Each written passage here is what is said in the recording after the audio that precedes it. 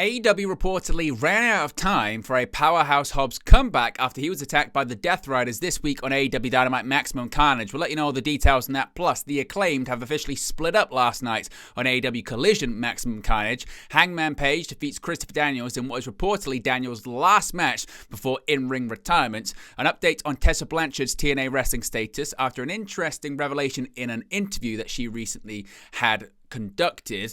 The Bloodline, reportedly there were changes to their segments on SmackDown this week. The new name for the House of Black following Malachi Black's impending AEW departure seemingly has been revealed. Will Ospreay and Kenny Omega will go face-to-face this week on AEW Dynamite, in addition to an AEW World Tag Team title match set for Wednesday's show. Plus, more matches and segments have been announced for next week's AEW Collision Homecoming Special.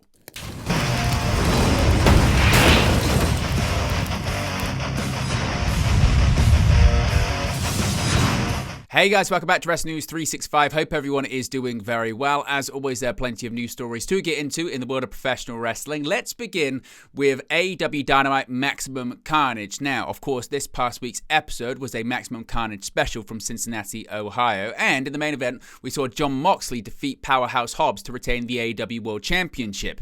Now, after the match, we saw Hobbs get attacked by the Death Riders before rated FTR made the save.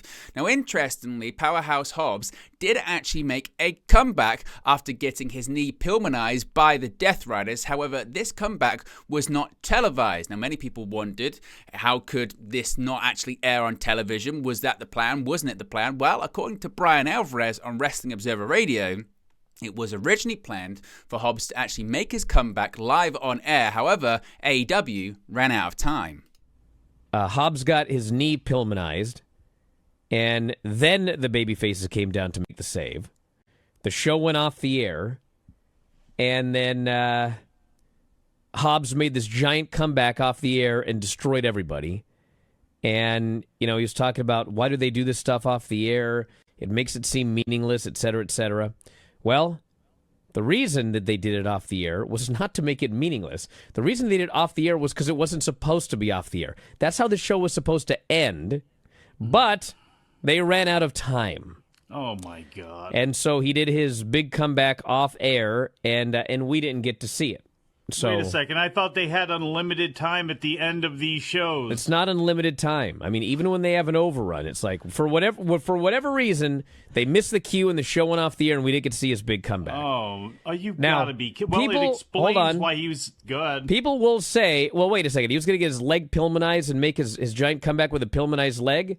Okay, whenever you think about whether that makes sense or not, yes, that was supposed to happen. Because I did check, and when it first happened, I was like, maybe Claudio wasn't supposed to Pillmanize the leg, and they just took so long to hit the babyface's music that he just felt like he had to. No, he was supposed to Pillmanize the leg, but the idea is, I guess, that this Hobbs is like such a big, scary monster that he made a one-legged comeback after being Pillmanized and killed everybody.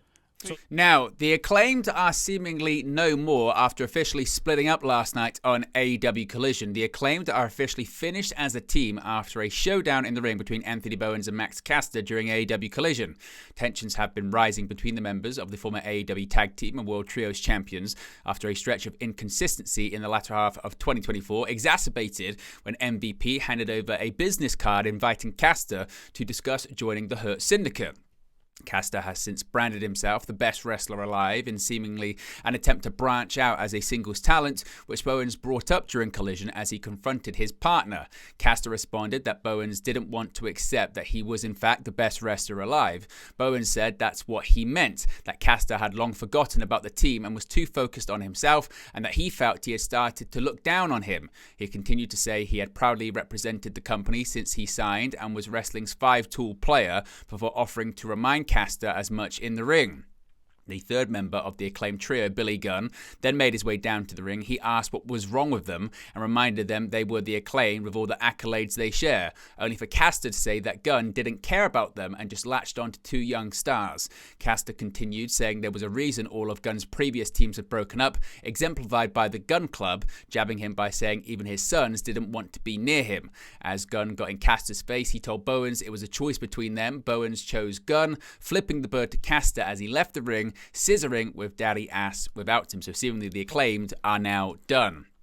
Speaking of done, Christopher Daniels, his career inside the squared circle is also seemingly done. Hangman Adam Page decimated Christopher Daniels in a Texas death match to open AEW Collision. Reports broke ahead of Saturday Night's show that Daniels was looking to call time on his in-ring career after over 30 years and would be doing so against another AEW original in Page, albeit with a large disparity in age and stages of their careers. Daniels opened the bout strong, but found himself quickly caught by the faster Page on the outside of the ring. Page then made use of a steel chair, busting Daniels open and going under the ring for barbed wire. He strapped the barbed wire over Daniels in the ring and later hit a discus lariat with it wrapped over his upper arm, putting Daniels through a table on the outside of the ring before pulling another one topped with barbed wire from beneath the ring. Daniels managed to escape being put through the table, hitting a Uranagi to Page through it instead. Page fought back into the fight, hitting Daniels with the barbed wire and setting up for the buckshot lariat, only for the Fallen Angel to have the move scouted for a flatliner into a Koji clutch, while Page still had barbed wire wrapped around his arm. Page fought back to a standing position after grinding the wire against Daniels' face, but Daniels maneuvered to hit Angel's wings and the best moonsault ever. He then grabbed a piece of the broken table to put over Page, hitting another moonsault. Page beat the count of 10 at the last second, hitting a tombstone pile driver to Daniels on a steel chair, keeping him down for the final count to end his career in defeat. Now, this evening, of course, Tessa Blanchard will face off against Jordynne Grace at TNA Genesis. Tessa Blanchard recently returned to the company, but what is her contractual status with the organization? Now, according to Sean Rossap of Fightful Select, Tessa Blanchard's status has come into focus a little bit more. TNA Wrestling in December after rumors ran rampant of her return. In an interview following that return, Blanchard claimed that she was not under a TNA contract and was just showing up to face Jordynne Grace. However, those in TNA Wrestling dispute that. Fightful say they have heard from a number of TNA sources that claim that Blanchard is indeed signed to the company and she'd only be factored into creative plans there if she was indeed under contract. Now, Fightful say they've not heard of any specifics of the deal or why Blanchard had said that she wasn't signed. Blanchard, as I mentioned, is set to face Jordynne Grace at TNA Genesis this evening, of course, an event that is now set to feature WWE's NXT brand as part of the multi-year relationship between the two companies. The Bloodline, they're undergoing a bit of a change, aren't they, on SmackDown at the moment? That's the new version of the faction. And a new report has revealed a backstage change to the Bloodline segment on SmackDown in San Diego, California this Friday.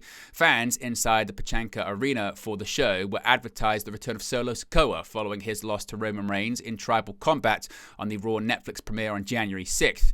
While Sikoa did indeed return on the show, he would not address the loss, the Bloodline's future plans, or anything at all as he exited the ring soon after appearing.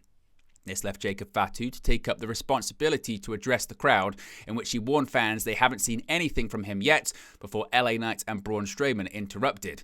While Fatu's prominent role in the segment may be the sign of changes to come for the Bloodline, Fightful Select have reported a change to the backstage producer of the segment as well. Of course, typically, all Bloodline segments are produced by Michael Hayes. However, according to Fightful, it was instead Jamie Noble handling all Bloodline-related stories on the show. Hayes was reportedly not listed as a producer for any segments on the show, so it seems like he was likely absent and this was a temporary change. However, of course, if we get any more details, we'll provide updates if any future changes are made. Now, during SmackDown, it was announced that Jacob Fatu will be facing off against the aforementioned monster among men, Braun Strowman, at Saturday night's main event on January 25th, with Tama Tonga also taking on LA Knight on the SmackDown the night before on USA Network. Now, there's been so many talks and changes and rumors about Malachi Black's AEW status, and an update has emerged on a new potential AEW stable name for the House of Black amid rumors of Malachi Black's departure. The future of Malachi Black in AEW has been a hot topic in wrestling since last week's episode of AEW Dynamite, when Will Ospreay told Buddy Matthews that he didn't need a leader anymore. After that Dynamite, Cope approached Brody King and Julia Hart backstage on Collision, telling them the same before it was reported that Malachi Black was expected to leave the company. Following the reports of Black's potential departure, Brody King filed to trademark the names Hounds of Hell, which many believed would be the name of a new stable or faction featuring King. In an update on the potential new name of the group, Buddy Matthews has now filed to trademark the name Hellhounds for several purposes, which could include wrestling. So we could have possibly a couple of different names for this new faction moving forward. Now, looking ahead to this Wednesday's edition of AEW Dynamite, several big matches and segments have been announced for the show. Will Ospreay and Kenny Omega will meet face-to-face on Wednesday's AEW Dynamite. Ospreay said on AEW Collision Maximum Carnage that he wanted to have a chat with Omega. The two have been at odds with the Don Callis family, that being Don Callis, Kyle Fletcher, Konosuke Takeshita, Lance Archer, and Brian Cage, since Omega returned to AEW. Plus, Julia Hart and Jamie Hayter will meet in a rematch from AEW Dynamite Fight for the Fallen, which was won by Hart. Finally, Samoa Joe will make his in-ring return when he faces Nick Wayne. Joe returned at AEW Dynamite Maximum Carnage, saving Hook from an attack by the Patriarchy's Christian Cage, Wayne, and also Kip Sabian. In addition to that, there's going to be an AEW World Tag Team Championship match set for the show. Private Party, that being Zay and Quen, will defend their AEW World Tag Team Championships against the Hurt Syndicate, that being Bobby Lashley and Shelton Benjamin, on the January 22nd episode of AEW Dynamite. MVP issued the challenge on behalf of the Hurt Syndicate on Saturday's AEW Collision Maximum Carnage. Lashley, Benjamin, and MVP defeated Private Party and Mark Briscoe in a trios match at AEW Dynamite Maximum Carnage. Benjamin pinned Quen in the bout.